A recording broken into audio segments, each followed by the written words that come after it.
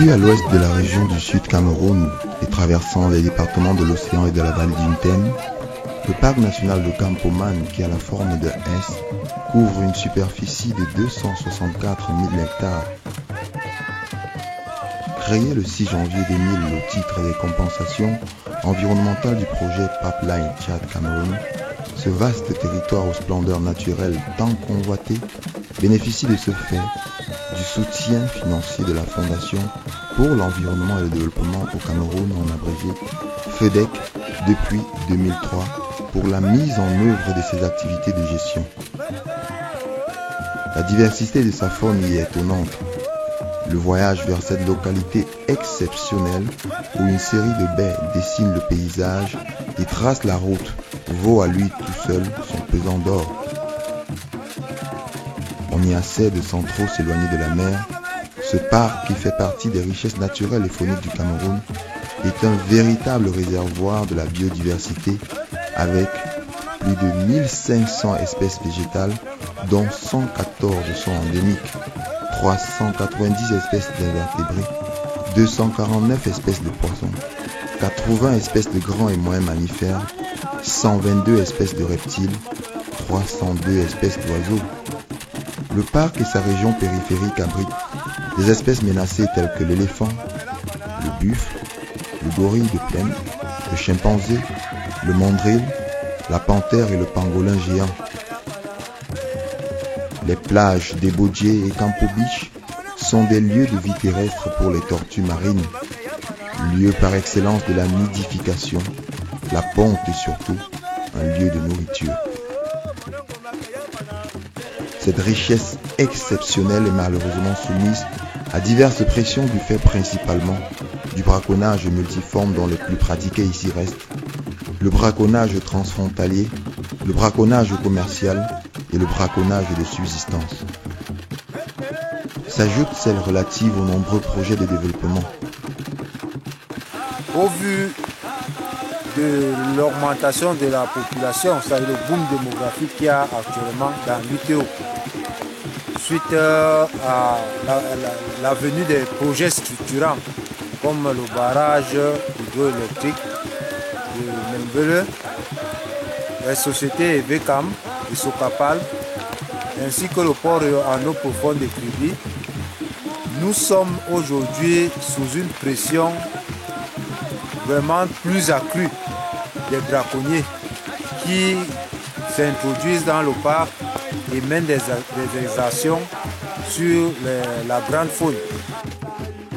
Le parc de Campo se caractérise spécifiquement par deux principaux atouts, dont son contact direct avec la côte atlantique et sa proximité avec la réserve de Rio Campo en Guinée équatoriale, ce qui lui confère une ampleur transfrontalière sans égale.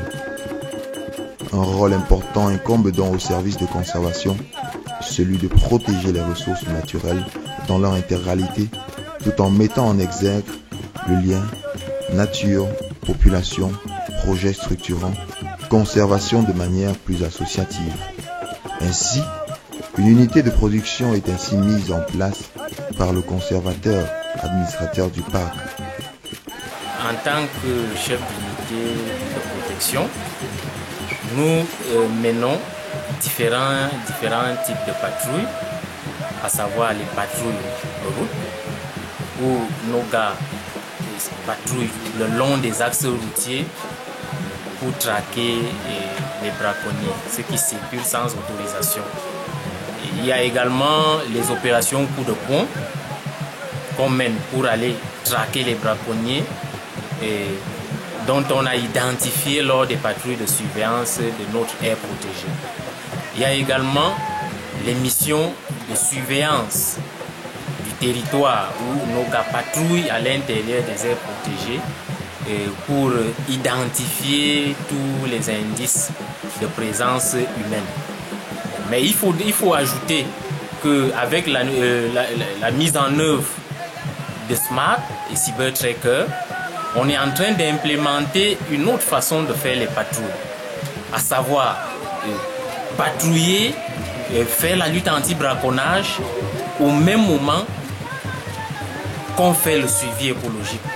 Ça nous permet d'avoir plus d'idées sur la présence de la faune et également sur la présence, n'est-ce pas, des activités humaines dans l'aire protégée. Mais le paradigme réel étant celui d'insérer le plus les populations locales aux activités du parc. Le principal problème du parc ouvre un vaste champ de réflexion dont les préoccupations les plus captives tournent autour de la place accordée aux populations locales qui, dans leur contexte, se considèrent comme mises en réserve ou qui, au fur et à mesure du temps, développent des stratégies de contournement des règles prévues par la loi 94 portant régime des forêts et de la faune au Cameroun, souvent le plus critiqué par certaines populations voulant rester à cheval sur leurs coutumes en culture ou d'imposer l'extension du droit d'usage des missions de coups de poing sont donc en permanence organisées, pédestres et maritimes en l'occurrence. Ce pour une sécurisation du parc dont les résultats sont parfois très impressionnants et laissent plus d'un dans de vraies inquiétudes. Ce parc, plus que jamais, devient un outil de développement éco-touristique et une réserve économique. Il est devenu mieux, plus impératif, de finaliser la binationale engagée. Coopération avec les populations riveraines pour une gestion encore plus participative, une bonne application du nouveau plan d'aménagement qui est ici effectif depuis 2015. Diminuer de plus en plus les indices de braconnage, cependant la sensibilisation et la prévention demeurent avant tout sa plus grande préoccupation, sans toutefois baisser les bras sur les mesures protectrices par l'utilisation des moyens disponibles à travers des contrôles routiers inopinés, forêts et des opérations de coups de poing. En outre, rappeler que le maintien de l'intégrité écologique est une affaire de tous. Sur ce, une union d'efforts est attendue dans ce parc dont l'unique souci de conservation de la biodiversité. L'action de la FEDEC dans ce parc consiste à fournir un soutien financier à long terme pour assurer le maintien ou l'amélioration de la biodiversité tant faunique que floristique.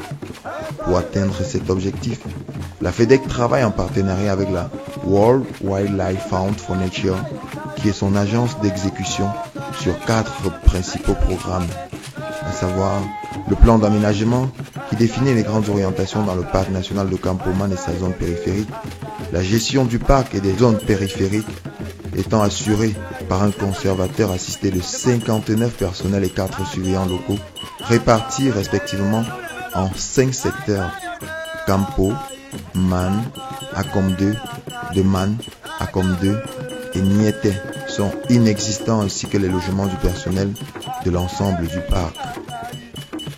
Le parc national de Campo-Man dispose de 2 bâtiments qui abritent le service de conservation, le poste de contrôle forestier et chasse de Campo et le programme WWFK Kuduzombo. Tous les secteurs sont encore sans bâtiment construit. Toutefois, un poste avancé a été construit cette année à l'entrée est du parc sur financement du budget d'investissement public 2014. 2 bâtiments ont été construits par la forestière de Campo aux entrées est de l'ouest et du parc pour le logement des surveillants des guérites. Le service de conservation possède 14 motos tout-terrain, dont 74% complètement amortis.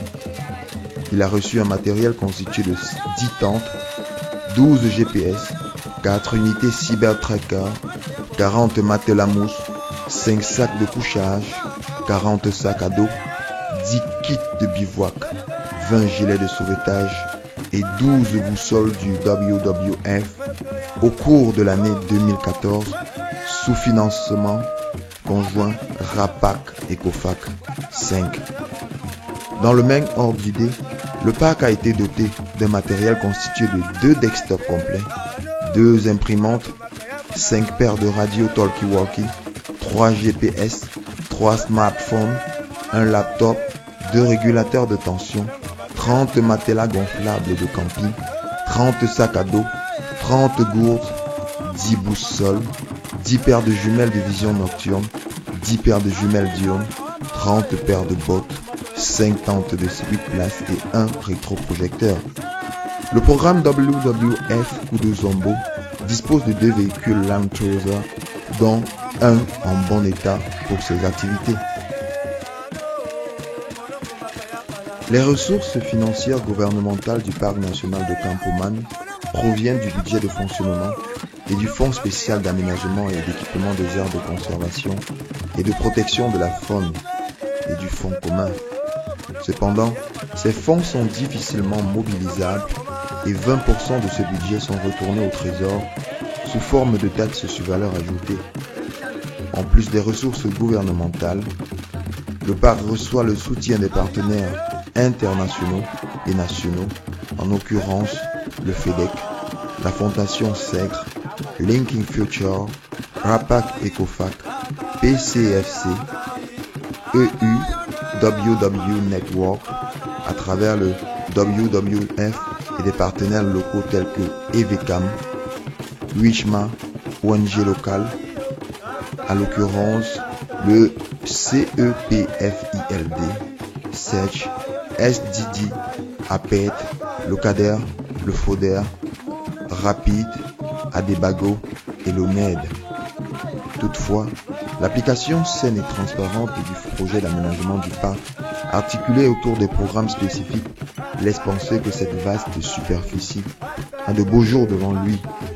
C'est ainsi que le programme d'administration et des finances s'appuie sur la dynamisation et le renforcement organisationnel de la structure de gestion, l'augmentation des ressources humaines, matérielles et financières, le développement des infrastructures et équipements additionnels et leur mise en service effective, et le fonctionnement de l'organe de gestion, de coordination et de suivi et d'évaluation. Le programme de protection, pour sa part, s'adosse sur un plan stratégique de surveillance ou de protection des ressources phoniques qui est élaboré, adopté par tous les acteurs et annuellement mis en œuvre au moins à 75%. Un plan d'éducation environnementale lié aux activités de sensibilisation et communication sur la lutte anti-braconnage est développé et mis également en œuvre. Le plan d'aménagement du parc prévoit également que dès 2015, l'organe scientifique de gestion du parc soit fonctionnel annuellement et les accords de partenariat de recherche signés. Dès 2015 toujours, les stratégies de suivi écologique et socio-économique soient actualisées et fonctionnelles et au moins une campagne d'inventaire faunique soit réalisée dans le parc et sa zone périphérique, au moins 3 clairières et une scène suivie de manière permanente sur la base des indicateurs clés de gestion et un système d'archivage et de valorisation des données fonctionnelles. D'ici 2018, le programme de recherche sur l'habitation des gorilles arrive à terme et augmente les entrées touristiques du parc.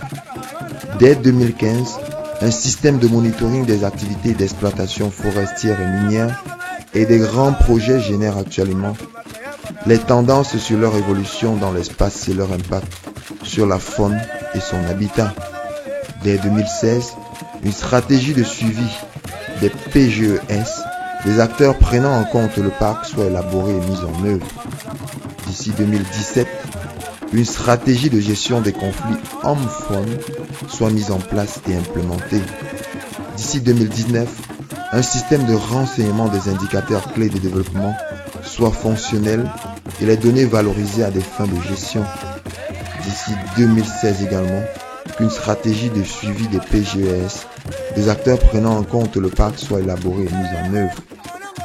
Il s'agira, comme programme de gestion transfrontalière, de poursuivre la mise en place des bases pour la création de la binationale Rio-Campoman à travers le suivi technique des relations transfrontalières entre le Cameroun et la Guinée équatoriale, l'organisation des réunions de concertation périodiques avec les autorités équato-guinéennes, l'organisation des opérations de lutte anti-braconnage transfrontalière, tout comme il s'agira de rechercher d'autres mécanismes de collaboration par la recherche des jumelages avec les aires protégées au nom et pour la survie du parc de Campoman.